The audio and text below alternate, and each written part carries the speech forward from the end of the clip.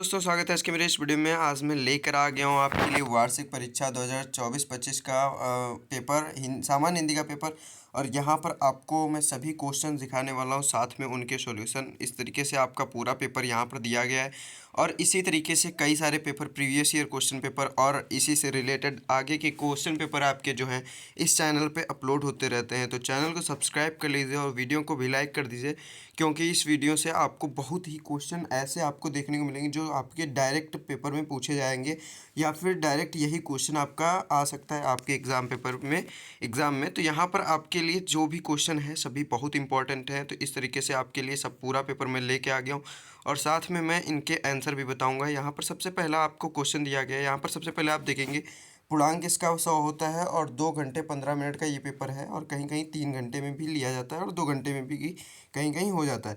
तो इस तरीके से आपका ये पहला पेपर सामान्य हिंदी का है, जो क्लास 11 2024-25 वार्षिक परीक्षा का है। तो यहाँ पर कई जगह वार्षिक परीक्षा होने लगी है, तो इस तरीके से आप ये पेपर देख सकते हैं। यहाँ पर पहला क्वेश्चन दिया गया है आपका, भारत दुर्दशा के लेखक हैं। तो भारत दुर्दशा के लेखक भारतेंदु हरिश्चंद्र हैं। भारतेंदु हरिश्चंद्र भारत दुर्दशा के लेखक हैं।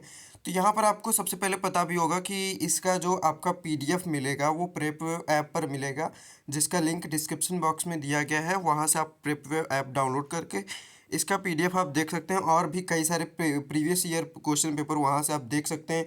और अगर आपके पास भी कोई क्वेश्चन पेपर है तो उसको आप वहाँ पर अपलोड कर सकते हैं आसानी से। तो यहाँ पर अब हम देखेंगे अगला क्वेश्चन आपका जो है, सरदार पूर्ण सिंह लेखक हैं। किस युग के लेखक हैं यहाँ पर आपका पूछा गया है। तो द्विवेदी युग के लेखक हैं सरदार पूर्ण सिंह। तो इस तरीके से आपका अगला क्वेश्चन है, यहाँ पर हिंदी का प्रथम मौलिक उपन्यास है।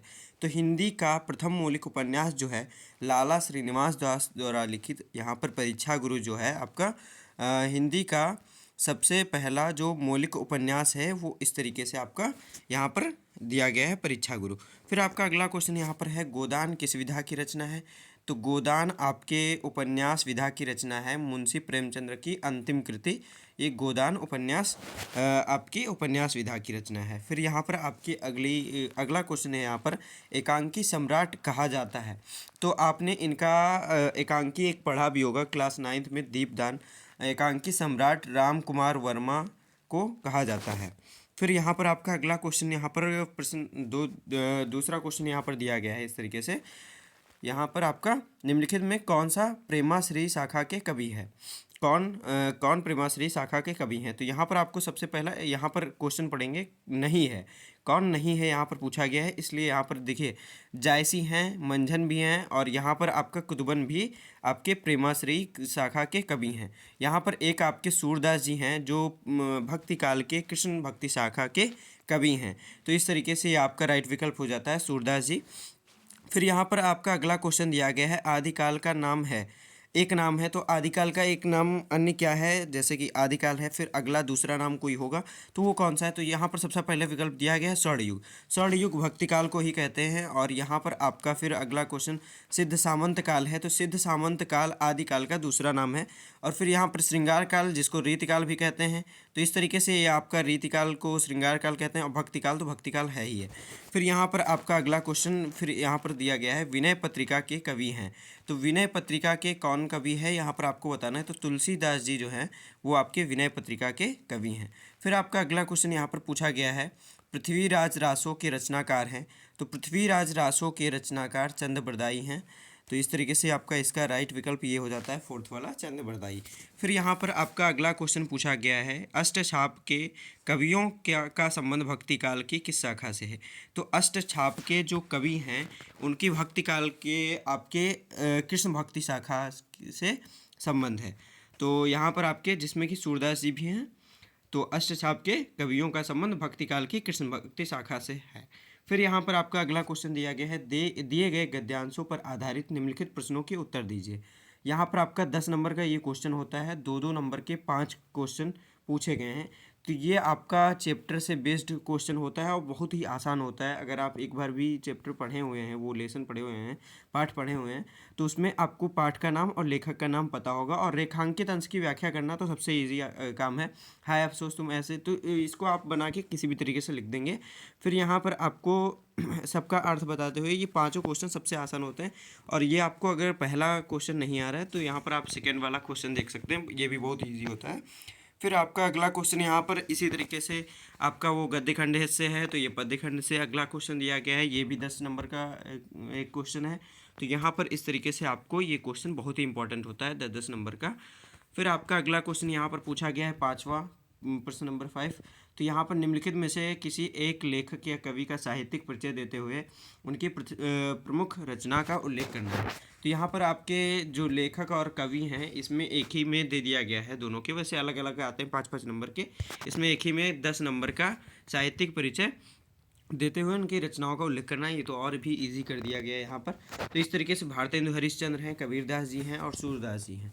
तो इनमें ये तीनों जो दिए गए हैं बहुत ही इंपॉर्टेंट है। आप का अगर एग्ज़ाम नहीं हुआ है तो इन तीनों को आप अच्छे से याद कर लीजिए, इन्हीं में से कोई ना कोई आपके एग्ज़ाम में भी आएगा। फिर यहाँ पर आपका बलिदान कहानी का सारांश, ये तो हर बार पूछा जाता है, 10 नंबर का क्वेश्चन है, ये भी बहुत इंपॉर्टेंट है, इसको भी अच्छे से आप रिवाइज कर लीजिए एग्ज़ाम से पहले। फिर यहाँ पर आपका संस्कृत खंड से खंड खा यहाँ पर आपका दिया गया है। सबसे पहले आपको एक संस्कृत खंड में यहाँ पर एक मतलब संस्कृत जो खंड है आपका अनिवार्य संस्कृत, उसमें से आपको एक गद्यांश दे दिया गया है, उस पर आधारित आपके मतलब कि सबसे पहले उसका अनुवाद करना होगा। और इस तरीके से आपको यहाँ पर इसी तरीके से गद्यांश और पद्यांश दोनों दिए गए हैं, उनमें से कोई एक करना है यहाँ पर। फिर यहाँ पर आपका अगला क्वेश्चन प्रश्न नंबर 8 है, निम्नलिखित मुहावरों में से किसी दो का अर्थ लिखकर वाक्य का प्रयोग करना है। उल्टी गंगा बहना, चंपत होना, दाल में काला होना। तो इस तरीके से आपके मुहावरे दिए गए हैं, इनका आपका अर्थ लिखते हुए वाक्य में प्रयोग करना है। फिर आपका अगला क्वेश्चन यहाँ पर दिया गया है, निम्नलिखित शब्दों में से किसी दो का संधि विच्छेद करना है। तो ये भी 2 नंबर का है, किसी एक का मतलब किसी दो का संधि विच्छेद करना है। जैसे कि सूर्योदय है तो इसको सूर्य धन उदय कर देंगे, नदीसा है तो नदी धन ईसा कर देंगे, परमार्थ है तो परम धन अर्थ कर देंगे। इस तरीके से ये आपका संधि विच्छेद हो जाएगा। फिर यहाँ पर आपका निम्नलिखित शब्द युग्म का सही अर्थ लिखना है। तो अम्बुज अम्बुद इनका सही अर्थ लिखना है अलग अलग, तो अलग अलग इनके अर्थ होते हैं। ये आप देख लीजिएगा, अंतिम में दिया रहता है अधिकतर बुक के, वहाँ से देख लेंगे, आसानी से आपको पता चल जाएगा। नहीं तो आप कंप्लीट सॉल्यूशन आपको अगर चाहिए तो कमेंट बॉक्स में लिखिए, मैं आपको जल्द से जल्द इस पेपर का पूरा कंप्लीट सॉल्यूशन प्रोवाइड कर दूंगा। अगर आपके पास भी कोई क्वेश्चन पेपर है तो उसको आप मेरे पास भेज सकते हैं और उसका भी मैं आपको कंप्लीट सॉल्यूशन प्रोवाइड करवा दूंगा। फिर यहाँ पर आपका अगला क्वेश्चन है, निम्नलिखित वाक्यांशों में से किसी एक शब्द को लिखना है। फिर यहाँ पर आपका 10वां और 11वां नंबर, इस तरीके से क्वेश्चन पूरे कंप्लीट हो जाते हैं। ये भी 10 नंबर और ये 2-2 नंबर की, ये तो हमेशा पूछे जाते हैं, तो बहुत इंपॉर्टेंट है। तो इस तरीके से जैसे कि श्रृंगार रस, यमक अलंकार, रूपक अलंकार और चौपाई सोरठा, ये तो हर बार पूछे जाते हैं। तो ये आपको याद ही होना चाहिए, हर एक क्लास में 9 से लेकर 12 तक पूरा पूछा ही जाना है। तो ये बहुत इंपॉर्टेंट है।